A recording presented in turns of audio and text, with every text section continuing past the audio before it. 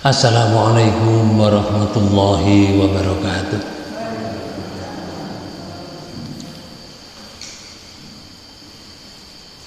Bismillahirrahmanirrahim. Alhamdulillahilladzi anzalal Qur'ana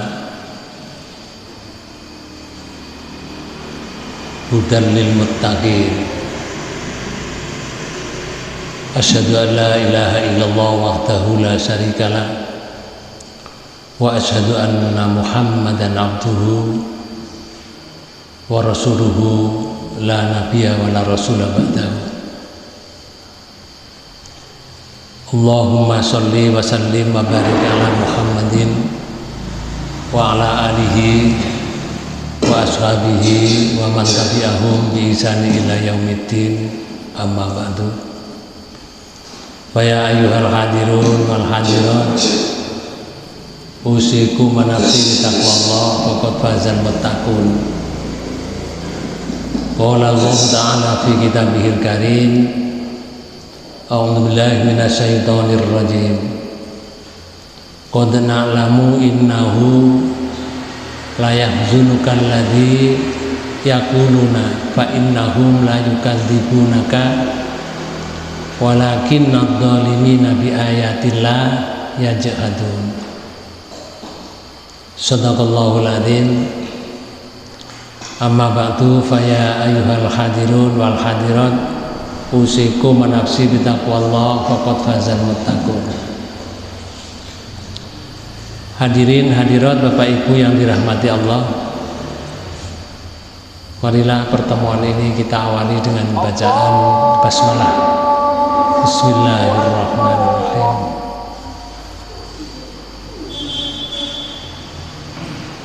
Bapak Ibu, mari kita mengkaji surat Al-An'am di ayat 33.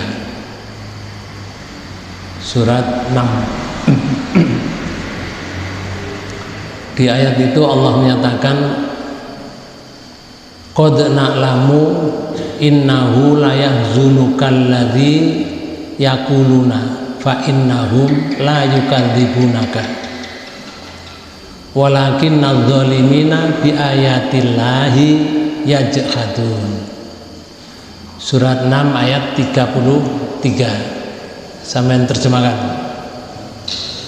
Sungguh kami mengetahui apa yang mereka katakan itu menyedihkan hatimu, Muhammad. Ya. Ini pada zaman Rasulullah, ketika Rasulullah berdakwah itu Pak Bu, mengajak orang untuk berbuat baik, ada saja orang yang pembicaraannya itu menyakitkan Rasulullah, tidak mendukung, tetapi menyakitkan Rasulullah karena mereka yukadzibu, mendustakan apa yang dibawa oleh Rasulullah dari Allah Subhanahu wa ta'ala. Rasulullah manusia biasa Bapak Ibu sekalian, karena itu merasa sedih gitu loh. Jadi membawa kepada kebaikan itu belum tentu sing dukung itu banyak yang dukung. Bisa terjadi ketika orang mengajak kepada kebaikan itu dihalang-halangi, bisa terjadi. Atau bisa terjadi mengajak kebaikan karena yang diajak ini mendapat hidayah, mereka mendukung.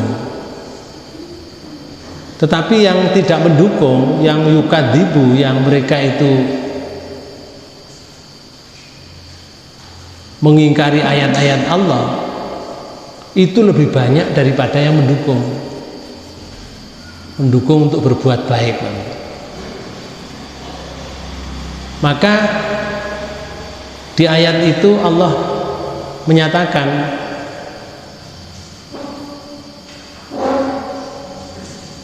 Allah mengetahui yang mereka katakan itu menyedihkan hatimu. Lalu Allah berpesan kepada Rasulullah. Apa pesannya? Janganlah bersedih hati. Nah, karena sebenarnya mereka bukan mendustakan engkau. Nah, itu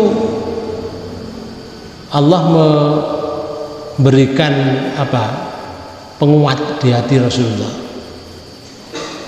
Ya Rasul, kamu jangan bersedih hati. Aku roh hatimu itu sedih, saya tahu. Tapi kamu jangan sedih. Karena sebenarnya mereka itu yang didustakan itu bukan kamu. Betul? Kamu tidak didustakan oleh mereka. Diakui kalau kamu itu orang jujur, kamu itu orang baik. Betul? Lah yang didustakan apa? Di ayat itu nyebutakan Allah betul? Tetapi orang yang zalim itu mengingkari ayat-ayat Allah. Ini masalahnya di situ. Yang didustakan bukan kamu, tetapi orang yang zalim itu yang mengingkari ayat Allah. Nah, Bapak Ibu sekalian, di ayat 33 ini menurut komentarnya di dalam tafsir Ibnu Katsir itu menyatakan maksud qad na'lamu innahu la yahzunukal ladzina ladzi yaquluna, sungguhnya kami mengetahui bahwa apa yang mereka katakan itu menyedihkan hatimu, itu maksudnya pengetahuan Allah itu benar-benar telah meliputi pendustaan mereka terhadap kamu ya Rasul, dan kesedihan serta kekecewaanmu itu terhadap mereka itu benar-benar diketahui oleh Allah. Allah mengetahui. Itu maksudnya seperti itu. Maka di ayat lain itu disebutkan juga di surat Fatir surat 35. Di ayat 8 dibaca dari awal saja, karena yang terakhir menyatakan fala tadhhab nafsuka alaihim hasaran.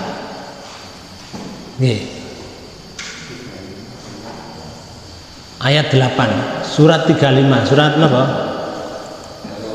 Fatir. Nggih. Di ayat 8. Maka atas orang yang dijadikan terasa tidak perbuatan buruknya. Surat Fatir, surat 35 ayat 8.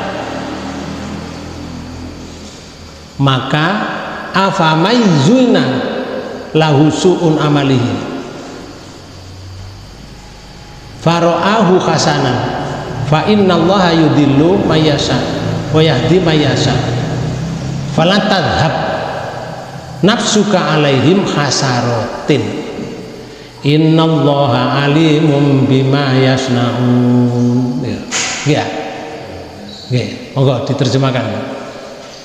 Maka atas orang yang dijadikan terasa tidak perbuatan buruknya, lalu menganggap baik perbuatan itu, sesungguhnya Allah menyesatkan siapa yang Dia kehendaki dan memberi petunjuk kepada siapa yang Dia kehendaki.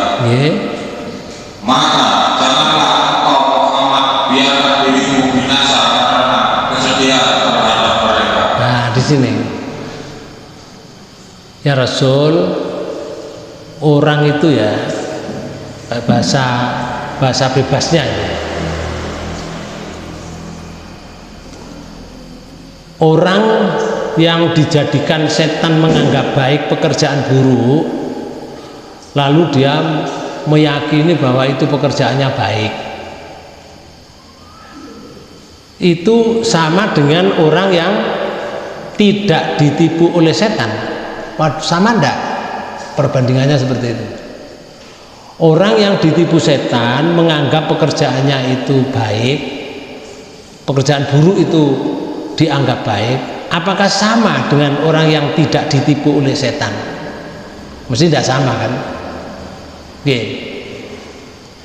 Maka sesungguhnya Allah menyesatkan siapa yang dikehendaki oleh Allah. Siapa yang disesatkan itu? Yaitu orang yang berjalan menuju jalan sesat. Aturan Islam sudah ada, cara beribadah sudah ada, sudah dicontohkan Rasul, tapi mereka mencari jalan lain. Itu jenis namanya jalan sesat. Kalau mereka mencari jalan sesat, maka takdir Allah kepada orang itu, Allah menyatakan, Allah menyesatkan siapa yang dikehendaki. Yang dikehendaki ya orang yang berkehendak menyesatkan dirinya tadi. Akhirnya dikehendaki oleh Allah jadi sesat gitu. Sebaliknya Allah menunjuki siapa yang dikehendaki. Artinya siapa yang diberi petunjuk oleh Allah yang dikehendaki? Ialah orang yang mencari petunjuk. Orang yang hidupnya mencari petunjuk, akhirnya dikehendaki oleh Allah orang itu mendapat petunjuk.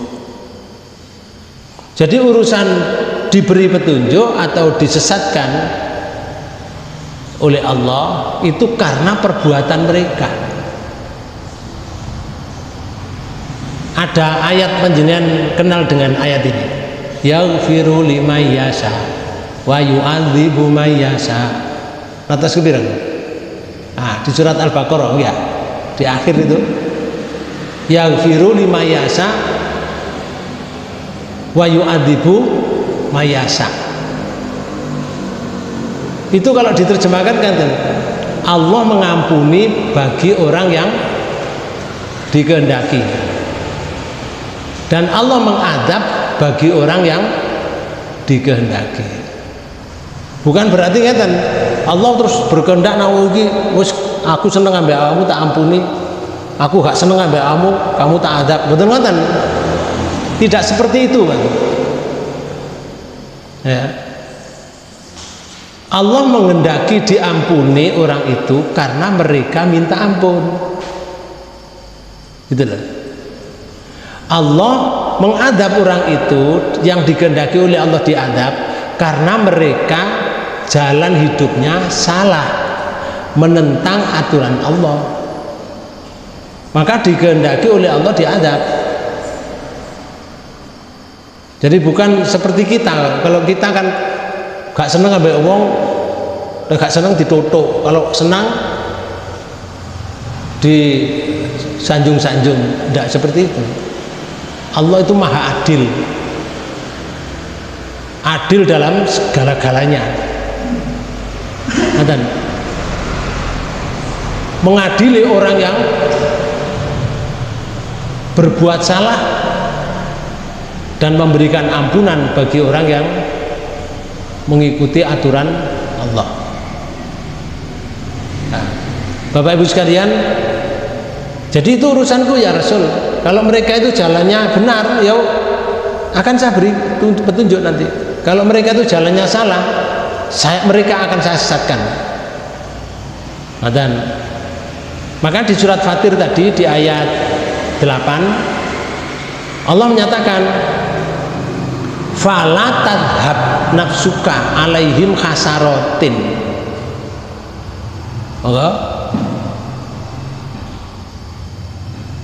Maka nggih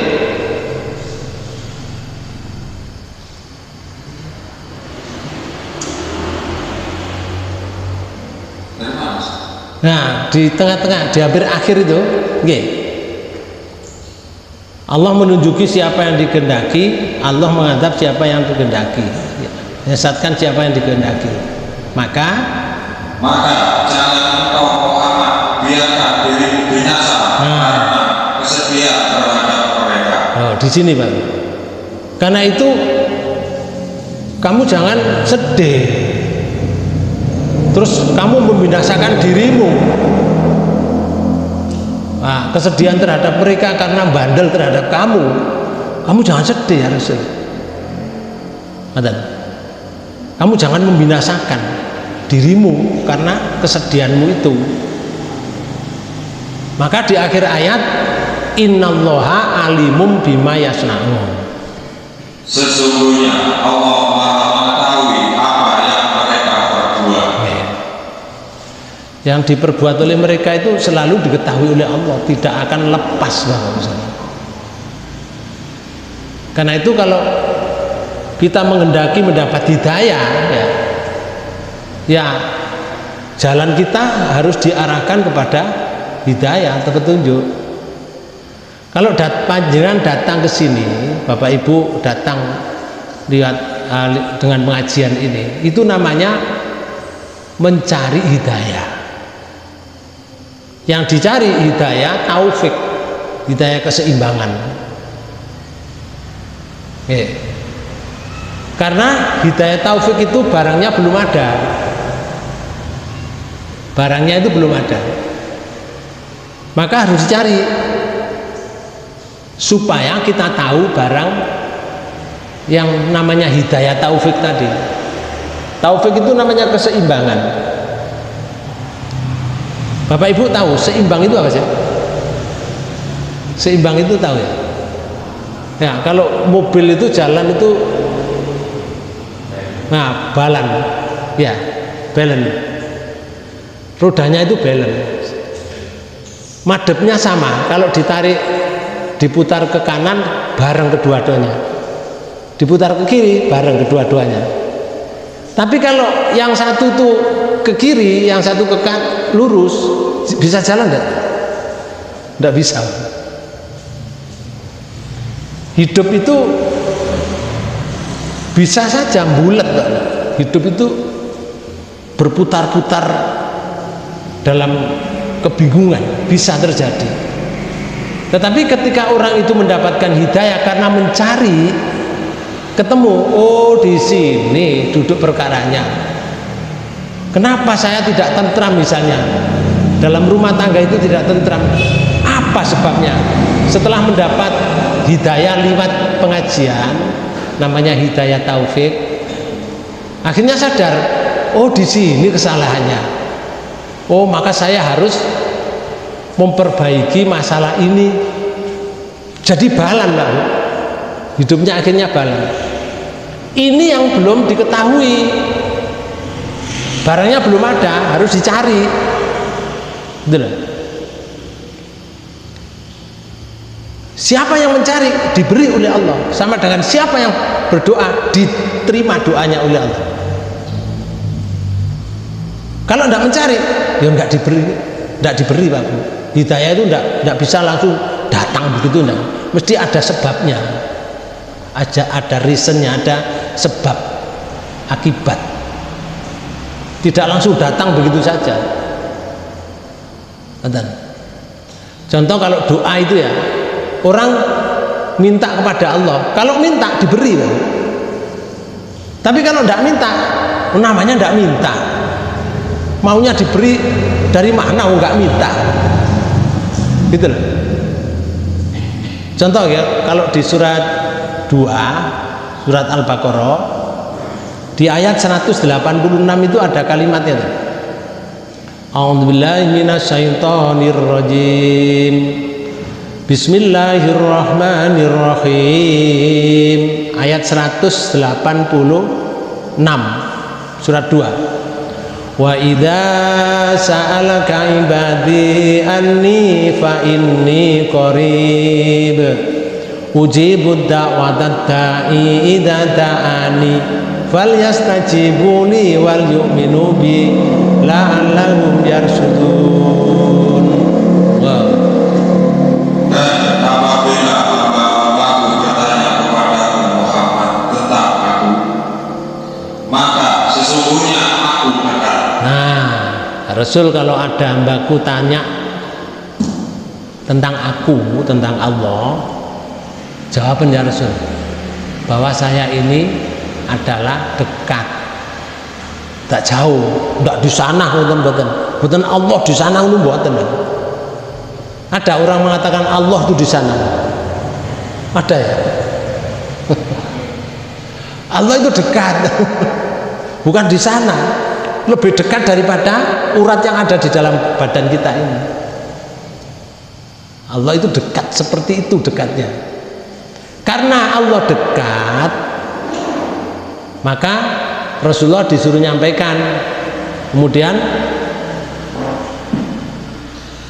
aku kabulkan permohonan orang yang berdoa apabila dia berdoa kepadaku. nah di situ permohonannya saya terima kalau mereka mau memohon, kalau mau berdoa.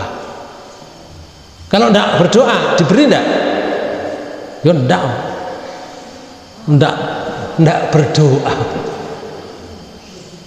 Kalau orang itu berdoa walaupun di dalam hati, itu namanya berdoa, minta walaupun di dalam hati, diberi oleh Allah. Allah itu maha mendengar detaknya jantung, mendengar rohnya jantung ketika hatinya itu berbicara yang tidak didengar oleh orang. Allah maha pendengar hatinya bicara. Nah, kalau sudah dia itu berdoa kepadaku, mesti diterima oleh Allah. Dengan catatan, gitu ada catatannya. Apa catatannya? 1. Hendaklah mereka itu memenuhi perintahku. Nah, catatannya caranya berdoa itu harus mengikuti perintah Allah. Jadi bukan tidak berdoa, berdoa aja. Berdoa itu ada tata caranya. Perintah Allah itu seperti apa? Banyak Pak Bu. Kalau dari Rasulullah itu orang berdoa itu 1 disuruh membaca basmalah. Kemudian yang kedua disuruh membaca hamdalah. Kemudian yang ketiga suruh membaca sholawat. Napa sholawatnya? Allahumma sholli ala Muhammad wa ala ali Muhammad. Terus yang nomor 3, Allah perintah berdoa itu caranya yang pertama menurut Allah di surat ini kita tinggalkan ya, ayat ini kita tinggalkan, nanti kita kembali lagi di surat 7 di ayat 55. Itu salah satu perintah Allah. Surat 7 ayat 55 itu Allah menyatakan gini, ud'u rabbakum tadarru'aw wa khufyatan innahu la yuhibbul mu'tadin. Surat 7 ayat 55 ya. Berdoalah kepada Tuhanmu dengan rendah hati dan suara yang lembut. Nah, 1 berendah diri, nomor 2 suara lembut. Kalau suara lembut itu selembut apa? Oke. Suara lembut itu ya tidak dengan keras, tidak jerit-jerit. Suara lembut itu ya suara yang bisa didengar oleh dirinya sendiri. Bersuara tapi didengar oleh dirinya sendiri. Suara lembut. Tadarruan itu merunduk, berendah diri. Kenapa Allah memberikan seperti itu di akhir ayat? Sungguh Dia tidak menyukai orang-orang yang melampaui batas. Melampaui batas itu banyak. 1 suaranya keras. 2 melampaui batas itu berdoa yang tidak bisa dijangkau. Nggak seneng Allah. Yang bisa dijangkau.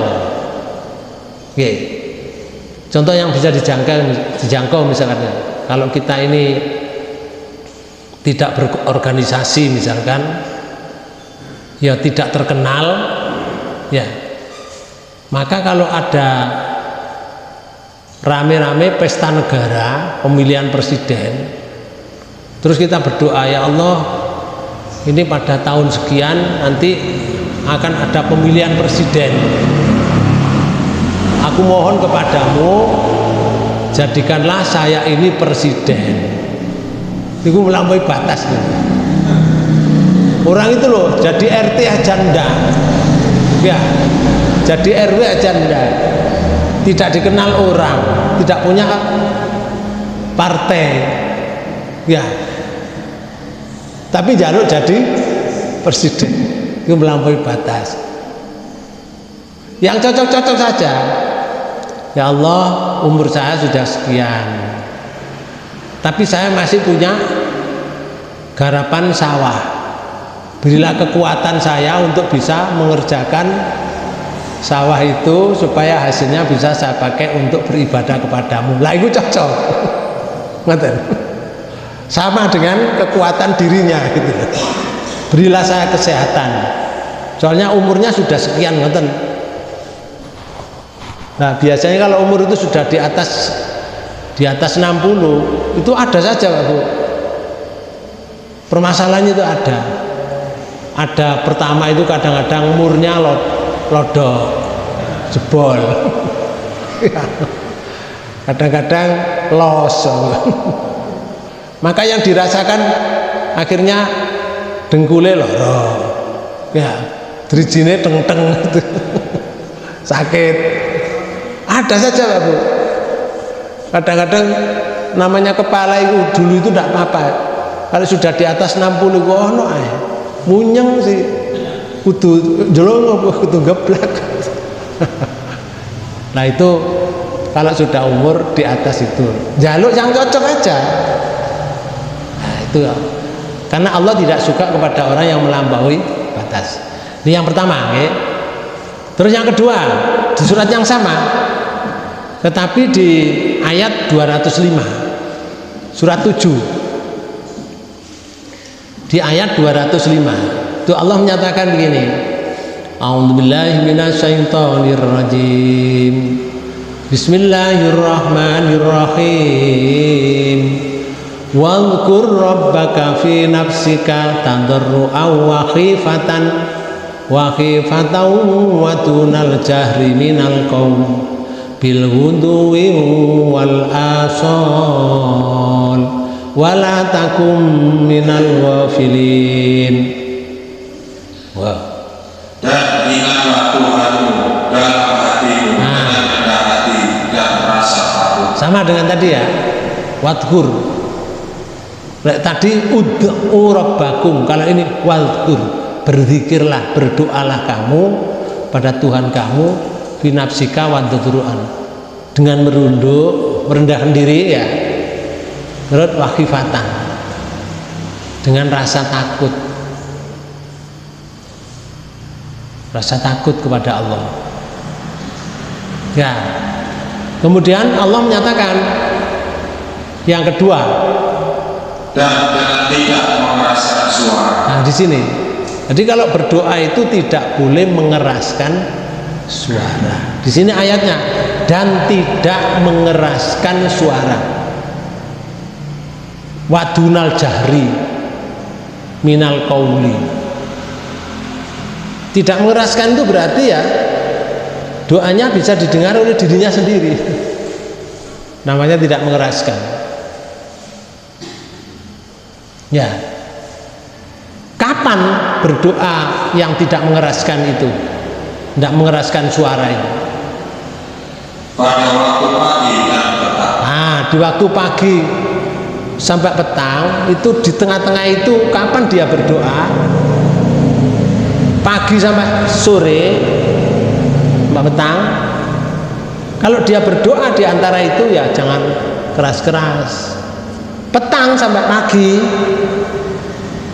dari malam sampai pagi. Kalau berdoa di tengah-tengah itu, salah satu di antaranya kalau berdoa di tengah-tengah itu, ya jangan mengeraskan suara.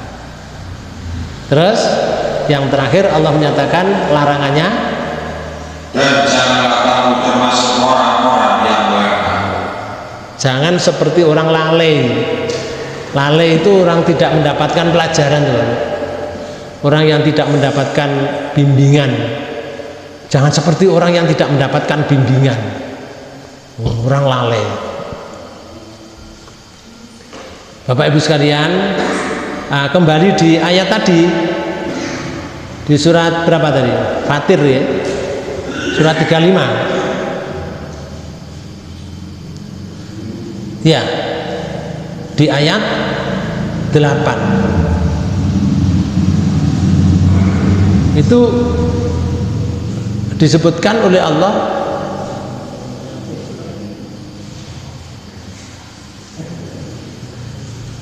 janganlah dirimu fala tadhhab nafsuka alaihim hasarat, janganlah kamu membinasakan dirimu karena kamu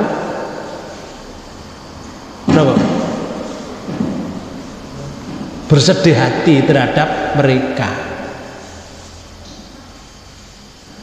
Nah itu Bapak sekalian, Rasulullah dipesan seperti itu. Sebetulnya pesanan itu bukan pada Rasulullah saja,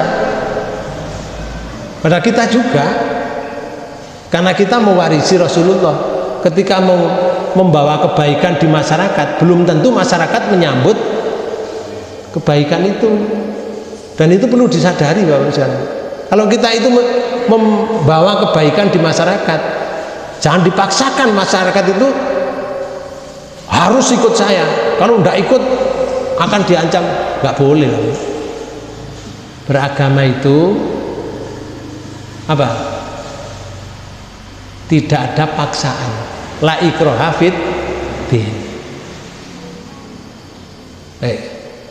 Jadi kalau kita kembali ke tadi ya, ke surat berapa tadi? 2 ayat 186. Syaratnya doa tadi diterima oleh Allah satu apa tadi? Mengikuti perintah. Mengikuti perintah. Terus syarat kedua. Syarat kedua, nggih. Dan beriman kepadamu. Nah, beriman itu ngeten. Kalau berdoa itu hanya kepada Allah saja. Yakin doanya itu diterima, hanya kepada Allah saja. Jangan berdoa kepada selain Allah, jangan meminta selain Allah. Itu namanya beriman kepada Allah. Jangan meminta pada orang yang sudah dikubur. Orang yang sudah dikubur itu tidak bisa mendoakan, walaupun seorang kiai top misalkan, walaupun seorang ustadz yang termasyhur, mereka itu kalau sudah mati tidak bisa mendoakan yang hidup. Mereka meminta didoakan. Karena itu jangan sampai ada pikiran supaya usaha saya ini berhasil, saya tak datang kepada kuburannya Mbah Wahid misalkan. Itu Wahid niki ya. Mbah Wahid. Tidak boleh, Pak. Maka itu namanya tidak beriman pada Allah.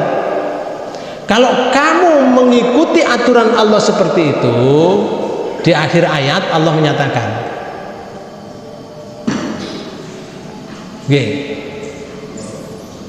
agar mereka memperoleh kebenaran. Nah, di sini agar mereka mendapat tuntunan, mendapat kebenaran.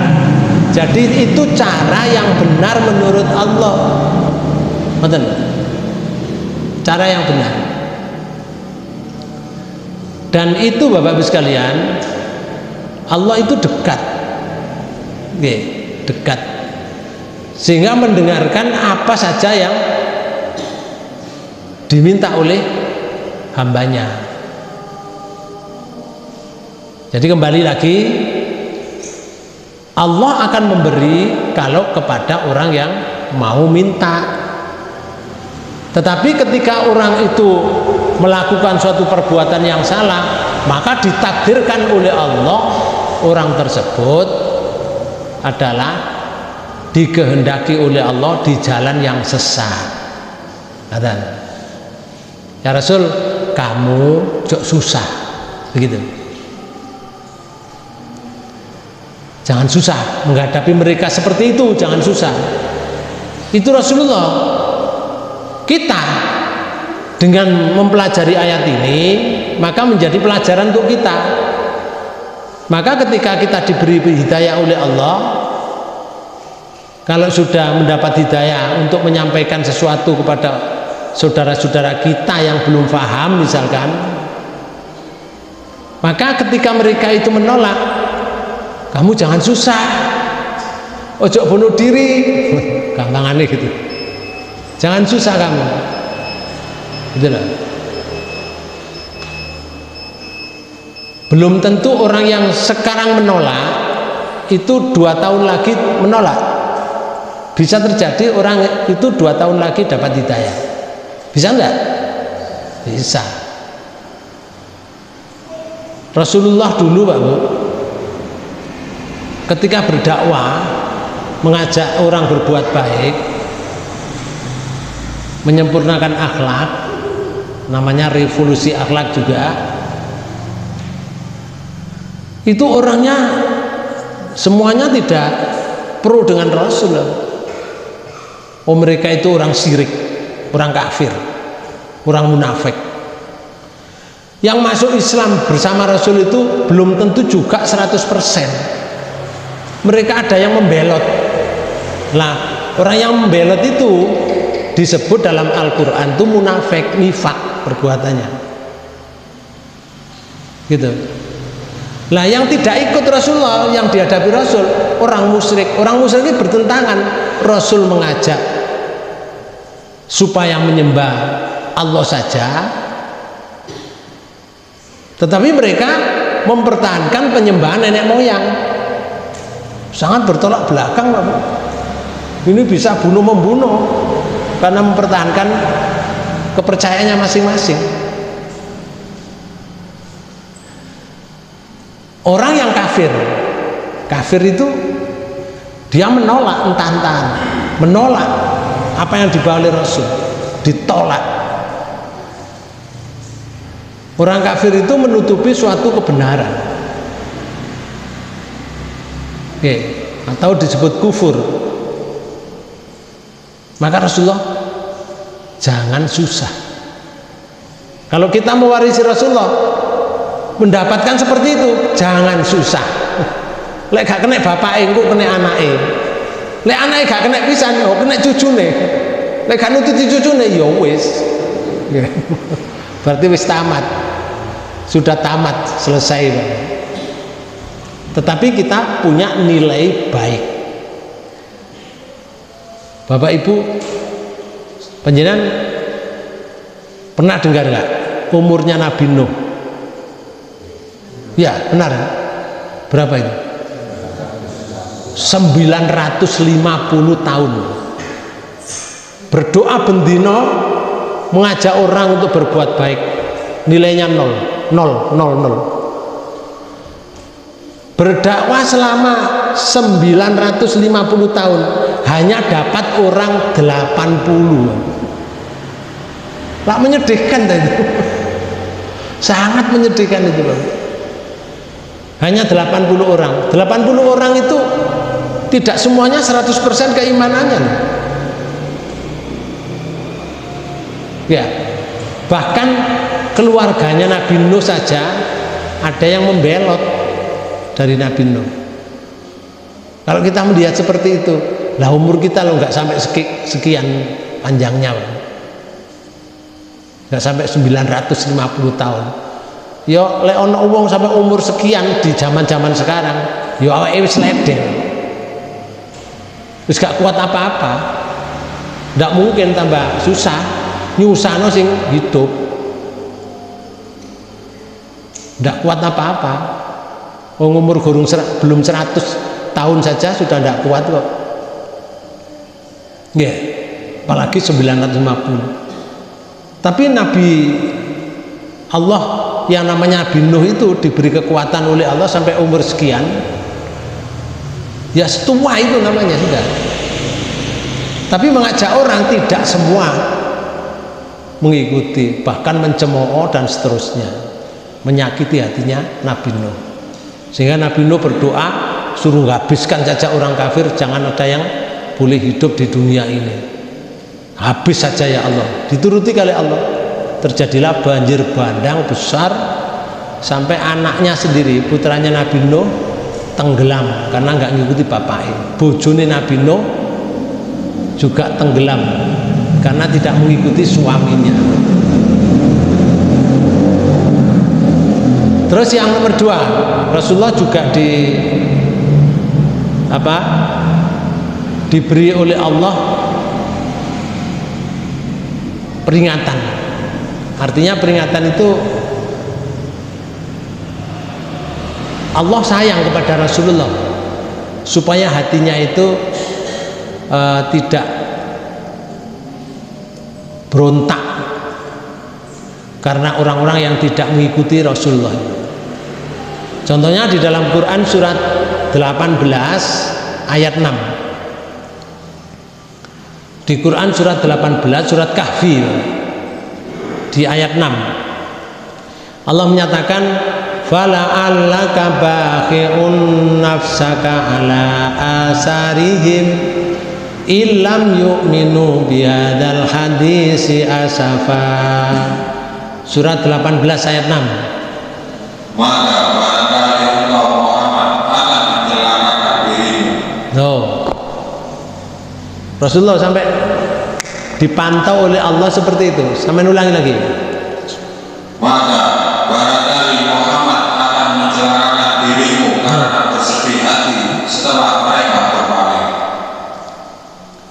Boleh jadi loh ya Rasul, kamu bisa bunuh diri karena kamu bersedih sekiranya mereka tidak beriman pada Quran ini, keterangan ini. Bisa jadi, boleh jadi. Karena itu kamu jangan bersedih. Bapak Ibu sekalian, lalu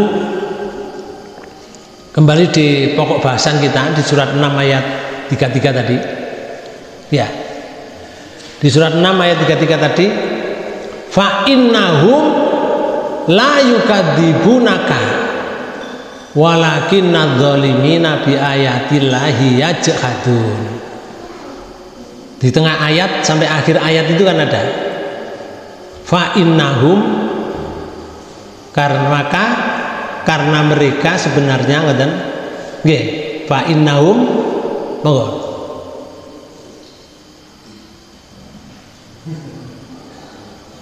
nggih, fa innahum la yukadzibunaka.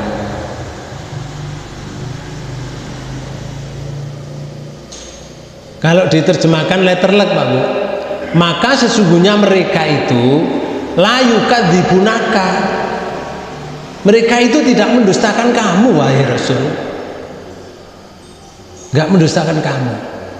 Walakinna dzalimina, akan tetapi mereka itu dolim, menganiaya diri, itu namanya dolim. Dolim terhadap apa? Bi ayatillahi, dolim terhadap ayat Allah. Sajane mereka itu tidak mendustakan kamu ya Rasul, mereka itu dolim pada ayat Allah. Mereka itu yajhadun, mengingkari ayat-ayat Allah. Jadi yang disakit itu bukan kamu sebetulnya. Kalau kamu membawa, kalau bahasa bebasnya, kalau kamu membawa kebaikan dari aku untuk menyampaikan pada mereka, bukan berarti kalau mereka tidak percaya kepada kamu terus menyakiti hati, kamu jadi sakit hatinya, atau mereka menolak terhadap apa yang kamu sampaikan, itu sebetulnya mereka itu bukan menyakiti kamu, bukan. Mereka itu zalim, mengingkari terhadap ayat-ayat Allah.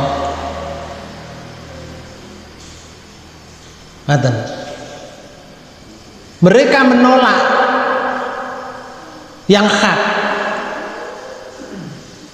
Di sana Bapak Ibu sekalian, Nah, ini contoh ya. Sufyan Ats-Tsauri itu meriwayatkan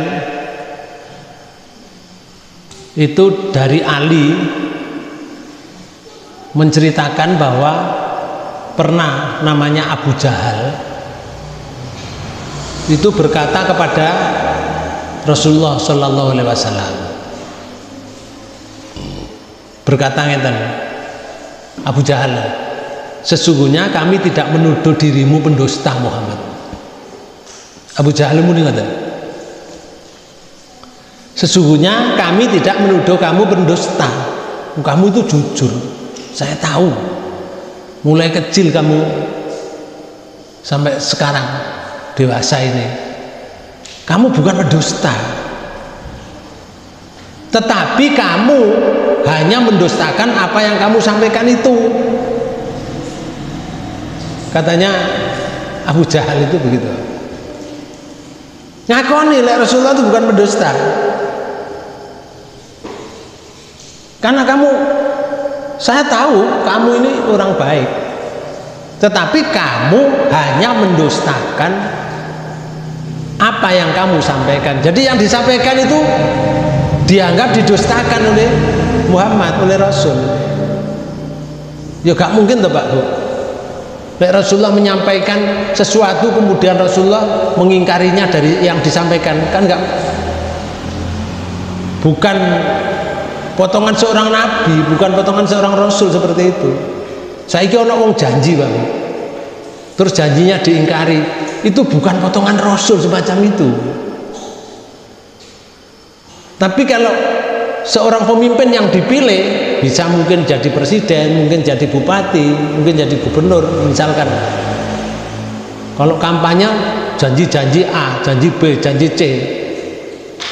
Tapi ketika pelaksanaan dia menjadi pemimpin, bisa terjadi nggak apa yang dikatakan itu diingkari? Bisa nggak? Bisa. Rasulullah tidak seperti itu, tapi dituduh kali Abu Jahal, kamu hanya mendustakan apa yang kamu sampaikan itu. Ya tidak mungkin Rasulullah mendustakan. Tetapi Abu Jahal mengakui bahwa Muhammad itu bukan seorang pendusta. Karena itu menurut Sufyan Ats-Tsauri itu menyatakan bahwa fa innahum la yukadzibunaka walakin nadzalimin bi ayatillah yajhadun. Membacakan ayat ini karena mereka sebenarnya bukan mendustakan kamu wahai Rasul, tetapi orang yang zalim itu mengingkari ayat-ayat Allah. Duduk perkaranya di situ, Pak, menurut Sufyan Ats-Tsauri.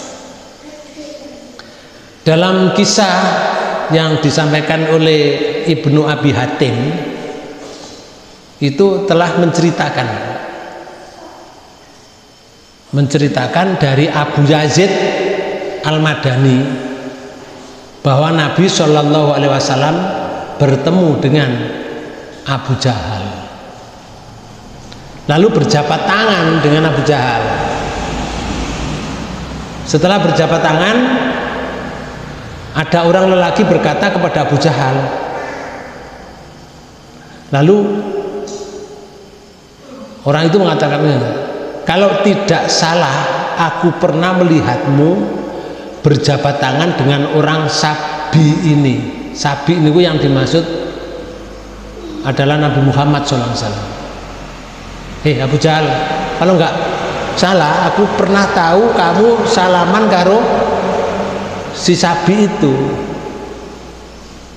si Muhammad itu. Lalu Abu Jahal menjawab, demi Allah, sesungguhnya aku benar-benar mengetahui bahwa dia adalah seorang nabi. Abu Jahal mengatakan, sesungguhnya aku mengetahui bahwa Muhammad itu adalah seorang nabi. Tetapi bilakah bagi kami dari kalangan Bani Abdul Manaf mau mengikutinya? Kenapa? Kapan aku bisa mengikuti Muhammad? Lalu Abu Yazid membacakan firman Allah di ayat 33 ini, surat 6 ayat 33 ini. Karena mereka sebenarnya bukan mendustakan kamu, tetapi orang-orang yang zalim itu mengingkari ayat-ayat Allah. Ini yang diriwayatkan oleh Abi Hatim. Lalu ada lagi dari Muhammad ibnu Ishaq, itu juga menuturkan dari tafsirnya itu yang dimuat di tafsir Ibnu Katsir, itu dari Az-Zuhri, kisah Abu Jahal ketika datang mendengar bacaan Al-Quran pada Rasulullah SAW di malam hari. Jadi Abu Jahal gak percaya kan dengan Quran, ya.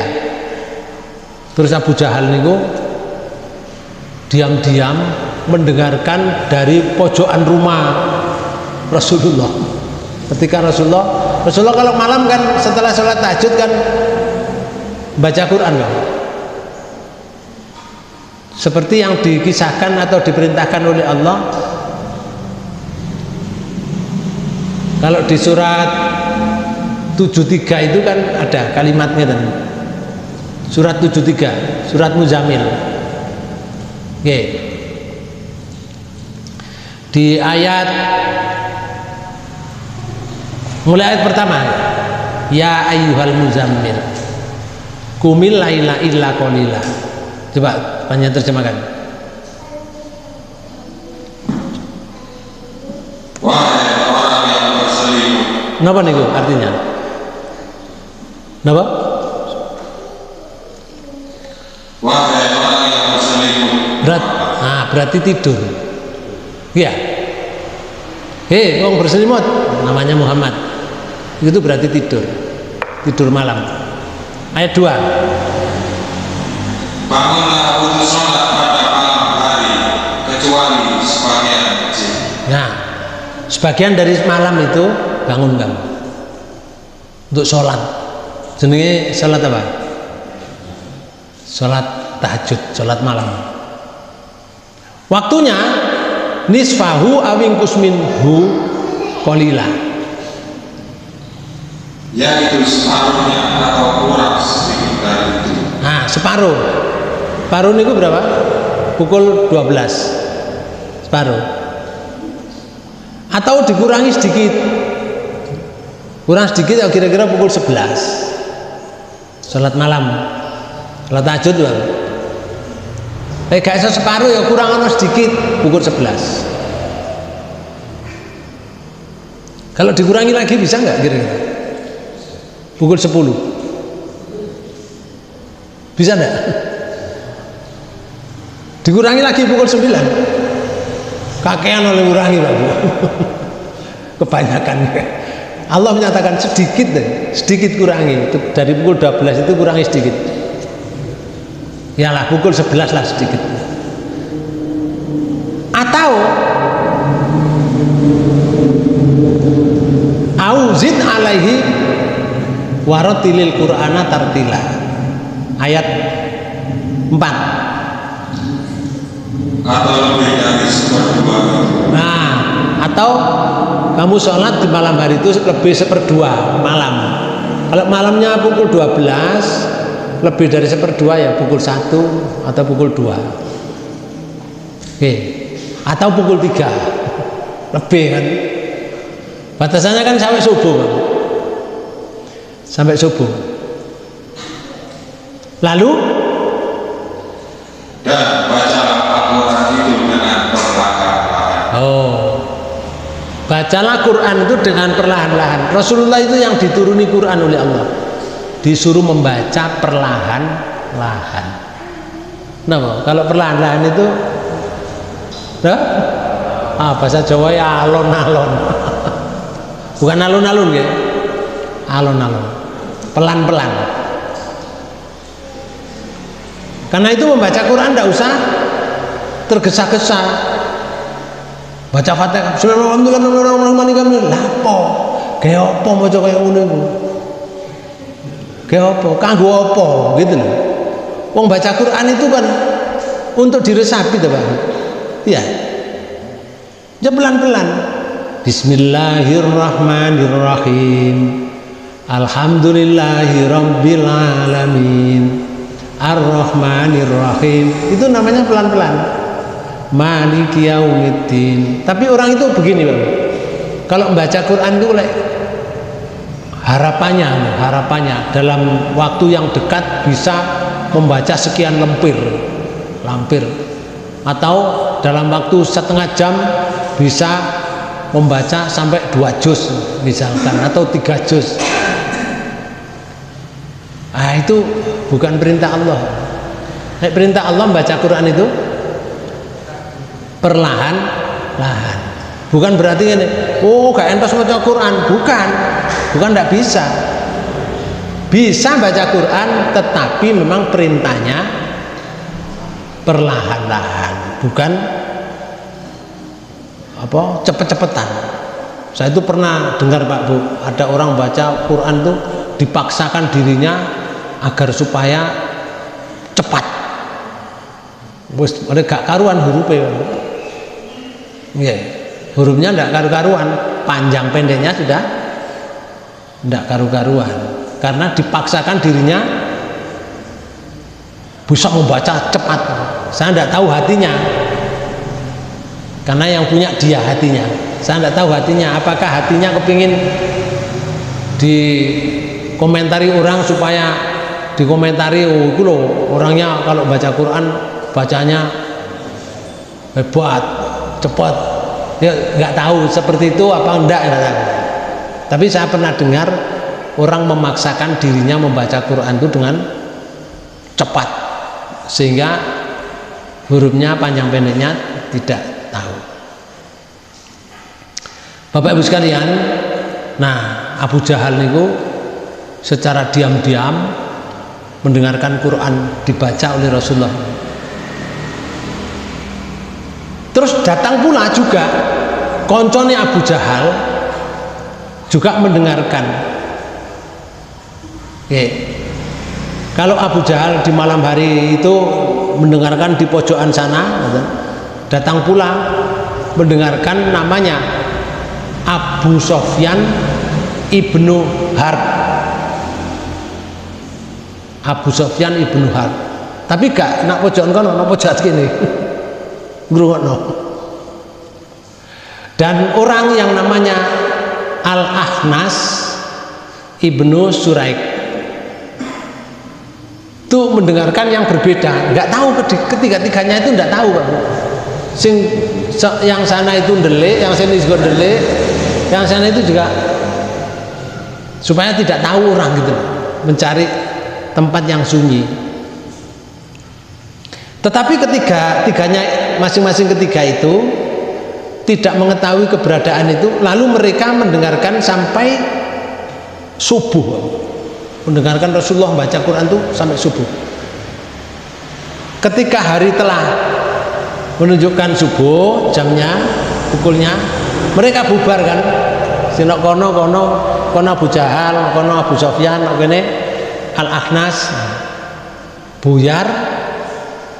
Nah, setelah buyar di tengah jalan kepedok, kamu juga, kok nanti kamu? Podo gak ngaku deh, Pak. Tapi pada akhirnya tahu, podo keluar dari ruangan pekarangan Rasulullah. Rumah Rasulullah itu kan dekat masjid. Terus di malam yang pertama itu masing-masing dari mereka itu berkata kepada yang lainnya itu, mengatakan gitu, apakah yang kamu dapatkan?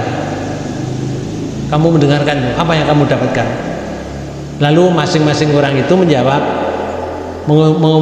mengemukakan itu apa yang telah dipahami dari Quran itu. Jadi ketika dibacakan Quran itu mereka paham. Soalnya Al-Quran itu bahasa Arab. Mereka orang Arab.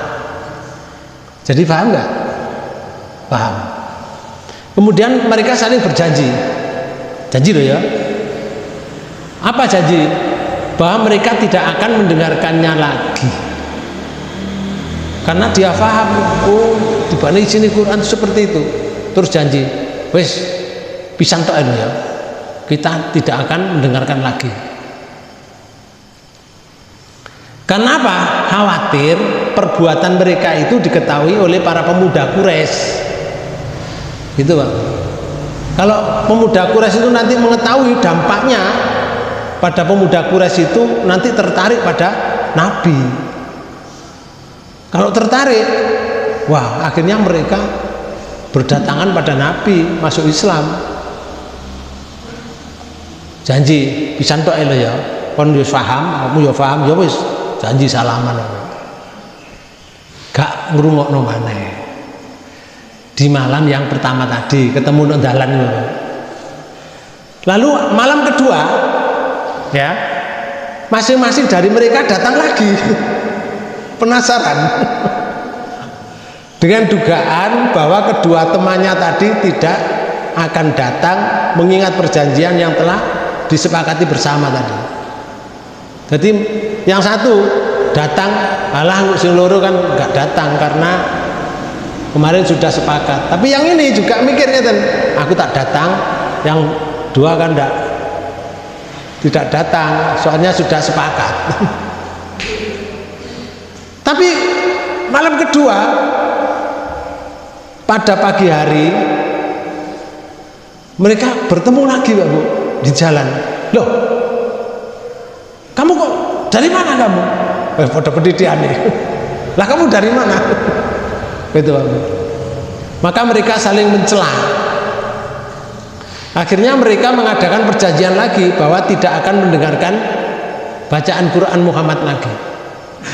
Janji loh ya, ini yang kedua, ya janji salaman, wong telu nih. Di hari yang kedua. Lah Quran itu kalau dibaca Pak Bu, isinya kalau orang Arab dengan bacaan Quran dari bahasa Arab itu ya, mesti tertarik Pak Bu. Tertarik, ahli sihir, ahli syair yang apa? Kalau tingkat kesairannya itu baik, itu dicendelkan digantungkan di Ka'bah. Itu tidak bisa menandingi bahasa Al-Quran. Coba ya, kita lihat surat pendek aja. Surat pendek. Seperti ada surat Maun misalkan ya, surat Maun. Coba dibaca itu ini. Aro'aitalladzi yukadzibu bidin. Coba belakangnya loh, din, ngeten. Itu artinya Pak Bu, kalau di Indonesia kan, aro'aitalladzi yukadzibu bidin. Tahukah kamu orang yang mendustakan agama? Ini pelajaran. Terus yang kedua apa? Fadzalikal ladzi yadu'ul yatim. Iman yang keduanya. Baitnya itu yang kedua, im, yaitu orang yang menghardik anak yatim. Tahu kamu namanya orang yang mendustakan agama? Ialah satu, orang yang menghardik anak yatim. Mari fadzalikal ladzi yadu'ul yatim terus.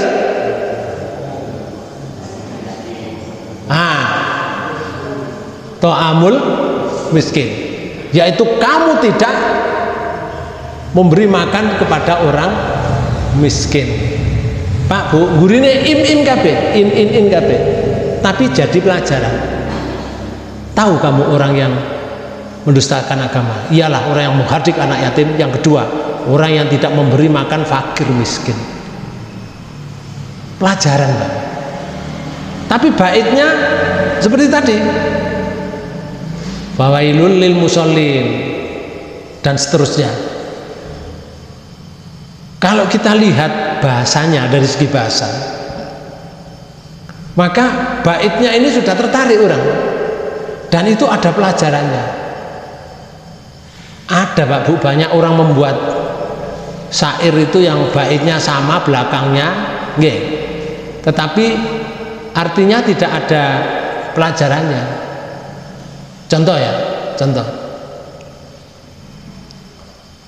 Dari mana datangnya lintah? Dari turun ke kali. Ya. Dari mana datangnya cinta? Dari mata turun ke hati. Apa pelajaran apa itu? Ada nggak yang diambil pelajaran? Tidak ada. Tidak ada. Contoh lagi, orang buat bait. Oh, bait Jawa. Ono kayu, ono sepur jari kayu, ono kayu jari sepur. Ilang sepure karek dase. Ono wong ayu dari jari tekok pupur. Ilang pupure karek kadase. Apa itu artinya? Ada nggak artinya itu? Kayak untuk pelajaran hidup ada nggak? Nggak ada Pak.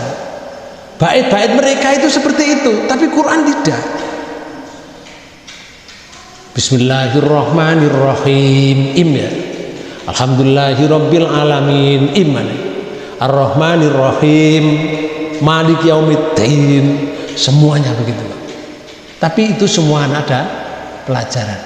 Qul a'udzu birabbin nas, malikin nas, ilahin nas, min syarri waswasil khannas, alladzi yuwaswisu sudurin nas, minal jinnati wan nas loh. Tapi semuanya itu ada pelajarannya. Tertarik mereka, jelas Pak. Gak ono bahasa sih model ngono, memang bahasa dari Allah Subhanahu wa taala. Akhirnya wis janji yang kedua itu wis kita tidak akan mendengarkan bacaan Muhammad lagi. Oke, janji loh ya. Ya, janji. Nah, di malam ketiga, Pak. Di malam ketiga ternyata mereka datang lagi. Mereka datang lagi, Abu Jahal datang, Sofyan datang, Al-Akhnas juga datang.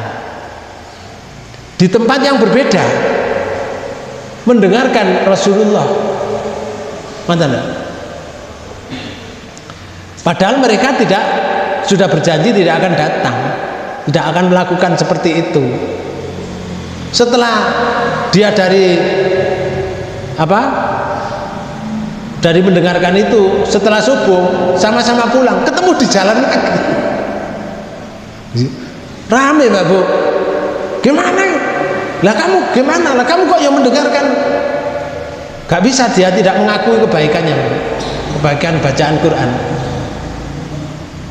Nah, pada pagi harinya itu Al-Akhnas ibnu Suraik itu mengambil tongkatnya, lalu pergi ke rumah Abu Sofyan. Kan wong telu ya, Abu Jahal,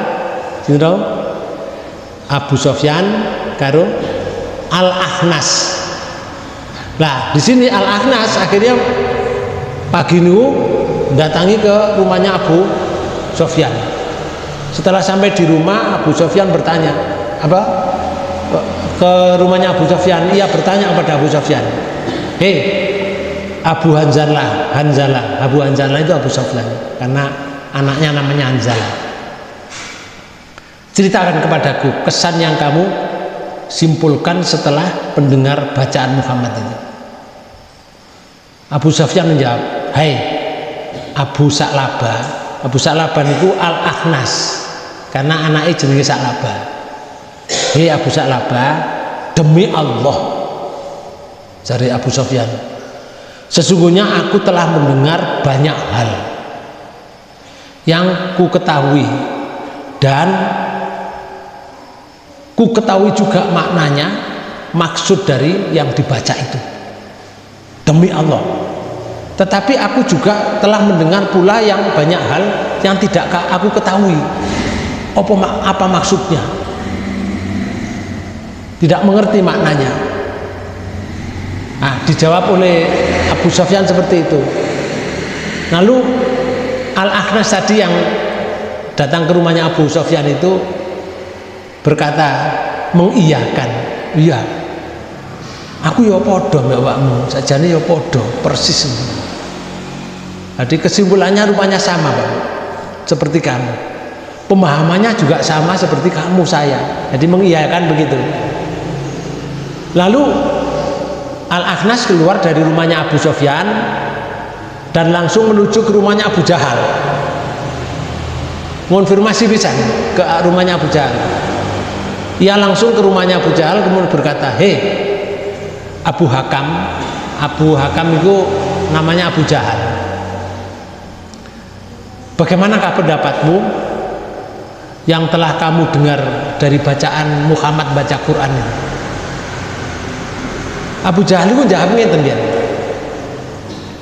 seperti yang kamu dengar, sama seperti yang kamu dengar, jarine Abu Jahal. Abu Jahal melanjutkan perkataannya, kami bersaing dengan Abu Abdurmanaf dalam hal kedudukan untuk membantu yang terhormat. Mereka memberi makan, maka kami pun juga akan memberi makan. Mereka membantu mengadakan angkutan, aku juga akan berbuat hal yang sama. Dan mereka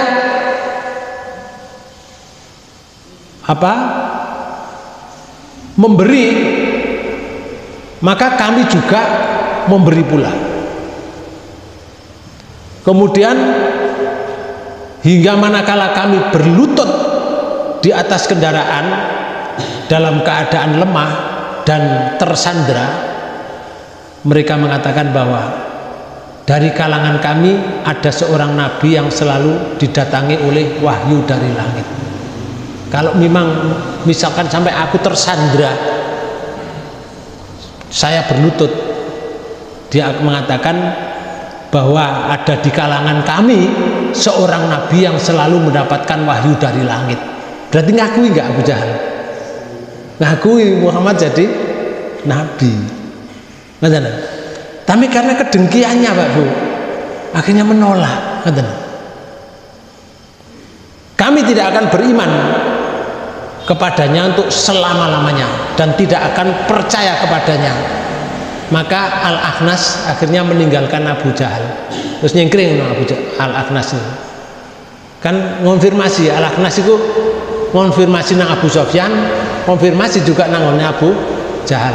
Jawabannya bodoh. Nah, niku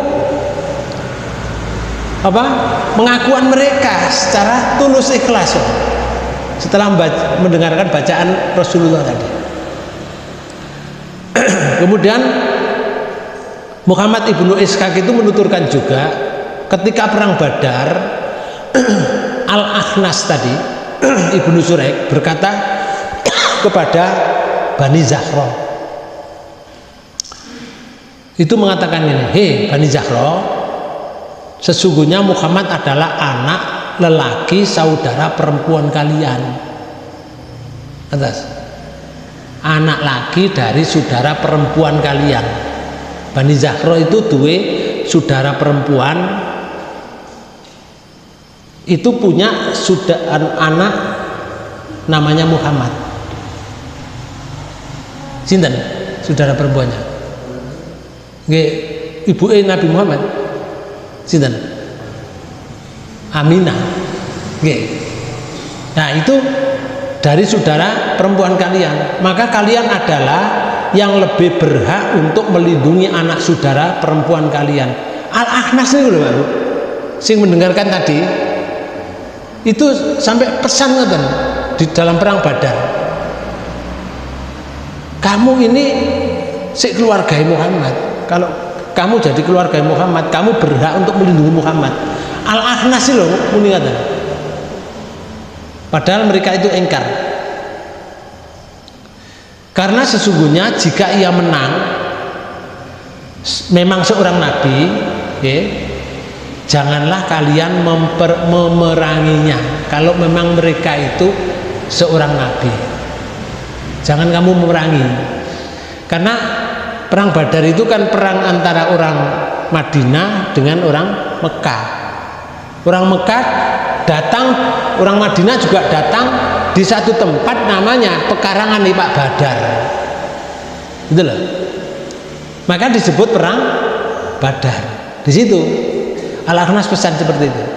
Kalau memang dia seorang nabi, jangan kalian memerangi Muhammad.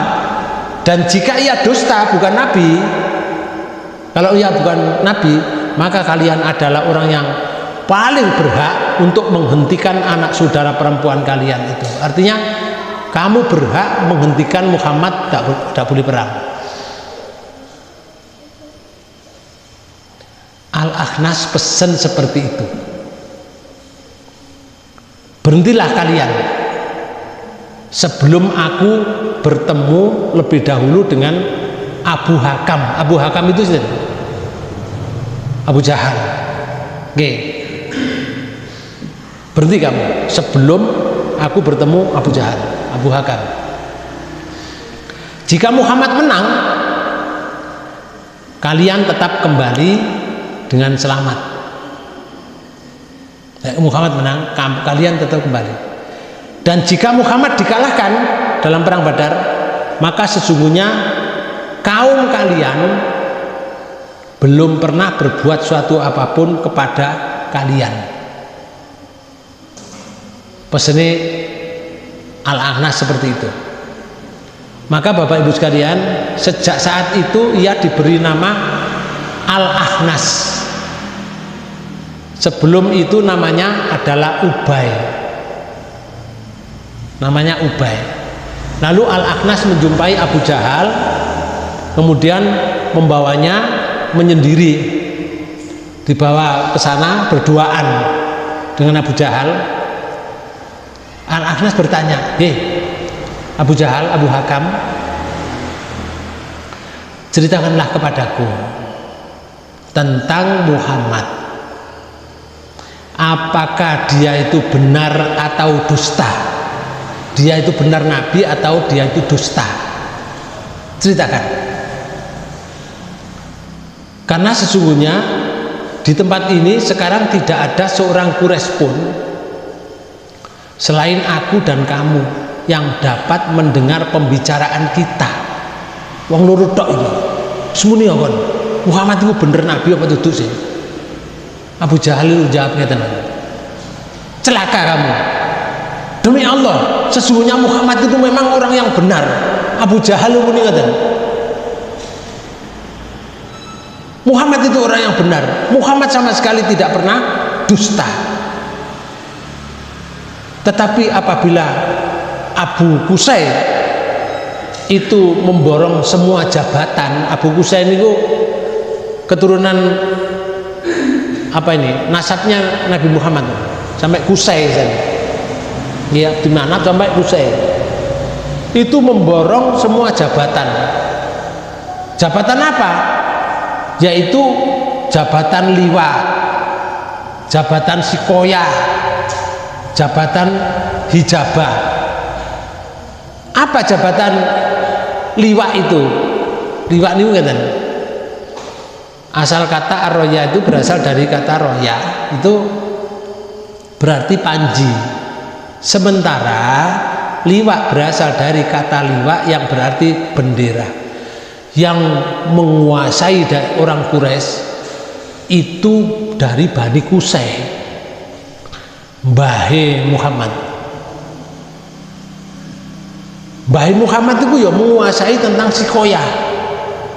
Sikoya niku adalah unit yang bertugas untuk menyediakan kebutuhan air segar, air minum di Mekah untuk penduduk Mekah sendiri dan persediaan bagi para jamaah haji. Jadi yang menjamin jamaah haji itu ya Abu Qusay, nasabnya Nabi Muhammad. Iku yang menguasai dia dan keturunannya. Mereka itu juga menguasai al-hijabah. Hijabah itu Dewan Urusan Pengawalan Keselamatan Khalifah. Itu dipegang oleh mereka juga. Abu Jahal itu muni ngoten. Dan kenabian termasuk Nabi Muhammad itu. Maka apalagi yang tersisa buat kaum Quraisy lainnya. Nggak ada. Kaum Quraisy lainnya nggak punya kedudukan seperti itu. Itu pengakuannya orang-orang yang menyaksikan Rasulullah membaca Al-Quran, yaitu pengakuan Al-Ahnas, pengakuan Abu Sofyan, utamanya Abu Jahal, yang namanya Abu Hakam.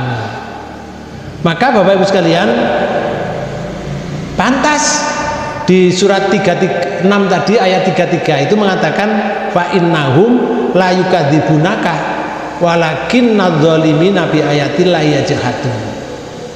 Karena mereka sebenarnya bukan mendustakan kamu wahai Rasul, tapi yang didustakan adalah tetapi mereka yang zalim itulah yang mengingkari ayat-ayat Allah.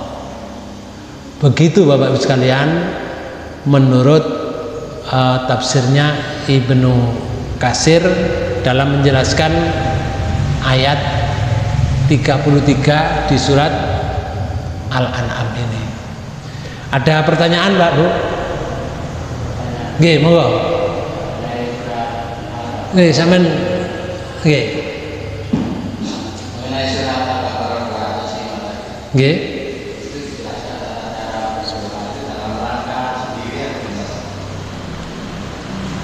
Nggih, namun gini, ketika kita berdoa sendiri seperti tadi, diam, artinya dengan cara suara yang didengar oleh telinga sendiri. Tetapi kalau diminta berdoa untuk bersama, tentu mengeluarkan suara, cuma suaranya tidak keras. Coba Pak Bu, saya pengen dengarkan ya. Saya tak dengar ngeten. Allahumma inna nas'aluka salamatan fiddin wa afiatan fil jasad. Gitu. Menurut pendengaran panjenengan, saya ini suaranya keras enggak? Apa? Tidak. Yang jadi keras itu ini. Apa ini? Pengeras. Loudspeakernya ini yang jadi keras. Tapi suara saya tidak keras. Beda kalau saya bilang, ya Allah, ampunilah aku. Nah itu juga oleh. Atas. Itu namanya suara yang keras. Allah tidak tuli. Allah itu mendengar bisikan hati. Kalau kita kembali ke Al-Quran itu sampai Allah itu menyebutkan begini kan. Ini gila, di surat 50 di ayat 16 itu Allah menyatakan ini. Walaqad khalaqnal insana wa na'lamu ma tuwaswisu bihi nafsuhu wa nahnu aqrabu ilaihi min hablil warid. Maka surat pinten 50 surat Qaf ayat 16. Dan sungguh kami telah menciptakan manusia dan mengetahui apa yang dibisikkan oleh hati. Loh, aku yang menciptakan manusia, aku mendengar yang dibisikkan oleh hatinya.